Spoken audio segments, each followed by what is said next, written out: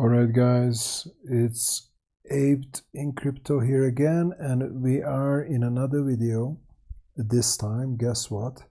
We're gonna look at, there are very interesting topics such as Ethereum breaking out against BTC, and there's a lot of chatter around that. But why don't we just look at Solana for some fun?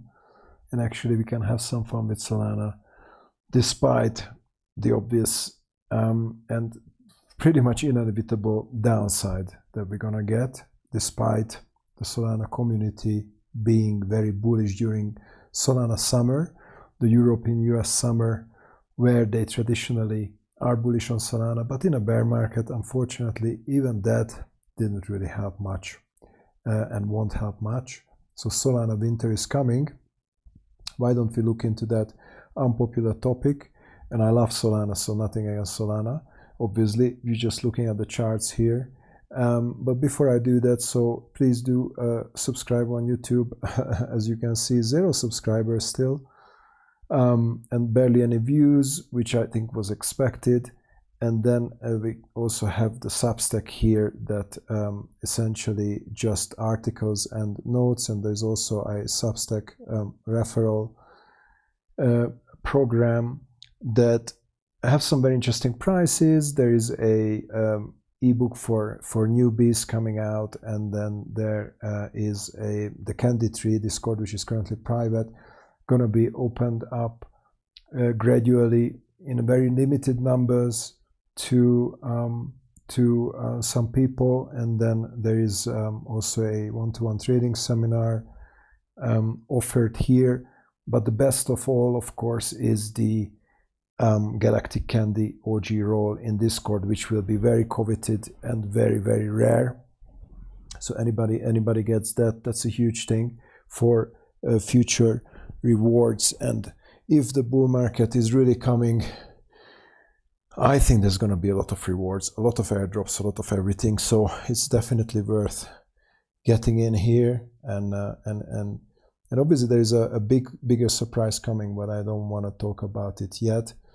And please also follow me on X, Aped into Crypto, and I'm trying to currently fix my following and to follower ratio, so I'm trying to get to some 500 people or something, which is probably too much, because honestly the accounts that really worth following in this space are probably not more than 100. But I would love to, all these accounts I used to follow over the years, they were, many of them are good people, good accounts. But it's just I can't do it because the algorithm doesn't allow me to do anything. So please do take a look at the articles also on X or on Substack. All these articles are posted there, and the videos are posted on YouTube. And there we go. Why don't we start with Solana here? So very interesting. So obviously what we have here is a log chart. For a don't worry about USD or USDT. It's a Binance chart. It goes back enough that what we need to see here is a monthly chart. So what we need to really maybe watch out for, obviously I pre-drawn some levels here, but don't worry too much about it. It's just basically there was the bull market where you wish you bought down here, and then obviously we went up to 265 in 2021 November, and then the bear market 2022 December. As you know, Ethereum bottomed in June, Bitcoin bottomed somewhere October, November, and then Solana bottomed last out of this tree. And there is a major monthly candle. So this pullback here was really 13, I think, the buy, and I think I bought in the 20 range here, just like many others, and then we all fumbled it as we know. But really, even if you didn't capture the 8, which was the very bottom, I think this pullback was perfect, and 20 was perfect, or if you got 12, 13, whatever, great. But then we literally didn't manage to break through the same major support resistance zone, where in 2021 we stopped to 250, 260, and now we even hit 295, I think.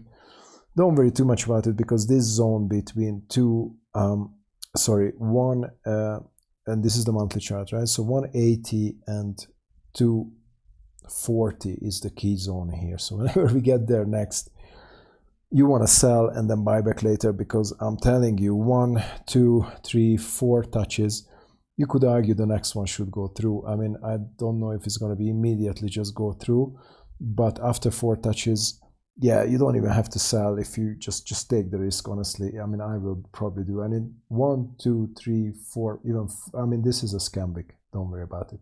This is just on this chart. This week never happened. So basically the point here is that now you what you're seeing here is that also this channel, right? Very interesting. We have 2 channels here, an outer and inner channel. So what you see here is that if this outer channel we consider for a second, then technically we broke out of that outer channel. So, well, that's probably not good.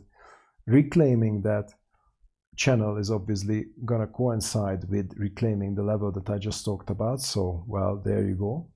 And the major resistance, which is currently going to be around sort of 300 by the time we get there, by the time we get there in Q4 or Q1, it's going to be around 310 or something. So yeah, so you know that level now, where we need to pay attention to 180 to sort of 300.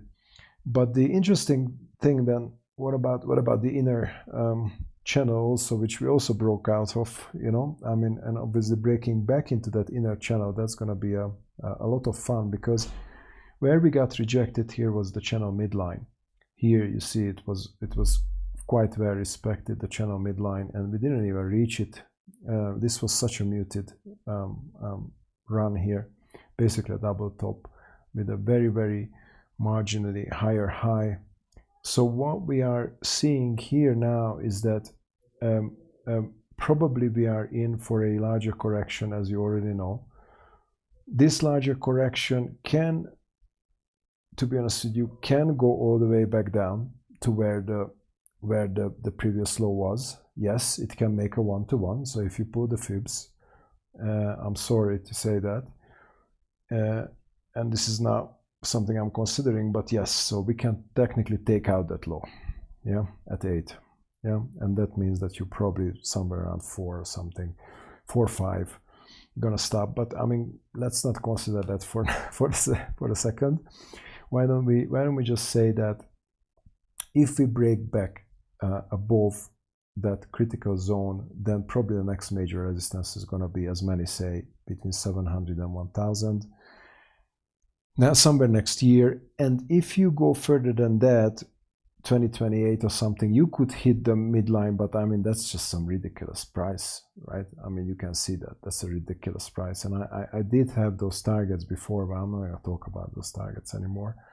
So because I'm not going to. But yes, if you have a leg like this, easily you can reach those targets. But anyway, the point is here that why don't we see, okay, so what was here the fib time of this particular leg, right? So we take that fib time, and then we see that the correction, or this next leg, whatever it was, maybe this was the first leg higher after this correction. This was about the 2 fib time of the first of this corrective leg. So that's 2 times longer than the corrective leg, which is in itself is interesting. And then if you measure the fib time of just the correction from the top, we are just reaching the 1.382 fib time, which means that technically you want to reach the 1.618 fib time, which is October 26. And you know, you could reach the 2 fib time as well. So that means that technically you could, if you measure the fib time of this leg, you could technically make the 1-to-1 by February. So by February, if this level that we're talking about happens, whatever level will happen by February, in my opinion, and obviously by Q4, as we more likely, hopefully, want to imagine. But at the same time, if 2022 it bottomed in December, it may only bottom in January. I mean, we really have to be open-minded here, and I hope not later. So basically what we want to also check now is that, why don't we check after the fib time, why don't we check the fib retracement of this particular particular leg here. And what we're going to see here is that we are at the 382.75, right, or 74. So the 382 will be lost. We know that, right? We know that. Why do we know that? I mean, there are just the other charts I'm going to show you very clearly showing that we're going to lose that. And if we do lose, you see all these green areas here that I highlighted, they're all in the golden pocket. So therefore, obviously, many people would bid that. And I think I would personally also think that that's strong support. However, I already nominated the level 24 as being hit, which obviously is this strong support here, down here, which I think can totally be hit. And you know, here we're just gonna have to assume we're not gonna go down to the 786, which is 18, or we're not gonna go to the 1-to-1 or lower as we discussed. So this is this. Why don't we go now to the next one, which is basically the same chart but the bi-weekly chart, just to show you more specifically what is going on in here. Yes, so if we zoom out on this a little bit more, it's clearly visible that currently we are pretty much in no man's land. So no, we're not going to stop here. Why would we stop here? The first area of interest really is 45. So I was saying everywhere already 45 waiting room, just like for Bitcoin, the 50 to 53K waiting room. And then whether you stop there or grind further down here to 35 and 24, as I said, or not, well, we don't know that, right? But I think we're going to have an open mind here, because if this leg was an impulsive leg, which by the way, it looks like, so this was wave 1, this was the pullback 1, 2, 3, 4, 5, 4, 5, and then you have your correction. Now let's also look at the correction with the fibs. What happens here? So we're gonna zoom into this and just look at this corrective leg, okay? So if this was an impulsive leg, which means we don't want to take out the bottom, the 8 level, so the golden pocket, what we are describing between 50 and 30, give or take 25 and 50, 25 and 50 is the level that you want to bid probably, or DCA, as most people, quite trendy to say that. So when you look at this we already took, this is a Scambic, right? So we already took out 80, which was the 1-to-1, and we broke below 80. Now we are finding resistance on 80, and as I said, we're most likely going to go further down. So what are we looking at here? If this was an A wave, it was a B wave because it hit the 786. You see, it hit the 786. So let's say it was a three waves down, 3 waves up, and this is 5 waves down. Again, ignore the Scambic. So if that's the case, what we're gonna see here is just further grinding, and maybe it's a diagonal. I don't know. I need to look at it on another chart. But that means that you can really get into this. Obviously, the 1382 first, which was 50, 45. Then you're gonna get to 1618. Which is 40, and you can easily get to the fib level, sorry, which is 26, which is my 24 level, which is 3 times 8, by the way. Why is that interesting that it's 3 times 8? Well, I can't remember what it was a significance, but that's probably quite esoteric, so I won't talk about it. Now, let's look at the weekly chart here again. It's very, very obvious that here we are in a no man's land scenario, which means that we're gonna have to go further down, and the most likely zone is still quite reassuringly what we are looking at here between 50 and 25. So bidding that makes a lot of sense, and then you just have to manage it, because if it goes lower than that, and we said that it's gonna take out this low, which I don't assume, because again, this looks like an impulsive leg. And if you look at the fib time, let's look at the fib time of the impulsive leg and look at the correction. So the correction already technically can be finished because it's above, it's over the 618 fib time, but it can also get to the 1-to-1, which is February. So remember February, Yes, so I think that this is your bottoming period now, between now and the 1st of February, and the bottoming zone is this, because if it goes further than that, well, we're gonna have to manage it, because this is really a strong support here, and I just don't really want to see Solana going below this level here, right? So going below 24 and 18, and I think if you buy it around 24.30 and it goes down to 18, that's 50% already down, you know. I mean, I don't know, we're gonna have to be careful here. All right, so that is Solana, and then the final blow or nail in the coffin is why don't we look at an analog chart now, and just for fun, because what you're gonna see here is that there is a channel, there is a parallel channel, and the parallel channel, funnily enough, is gonna be hit around 50. Now, are you going to stay in that channel, right? Are you going to stay in that channel? Because 50 is kind of no man's land here, pretty much. I think you're going to have to get out of that channel here to 38, which is what we said before, 45, that sort of level. And then, you know, I still think that this 24 again, you know, 24 is the level. So I still think that what we are seeing here is more downside, and that more downside will be quite surprising for some of these people who are already DCAing at 70 or something if it gets down to 24. So you see 45 is the one-to-one.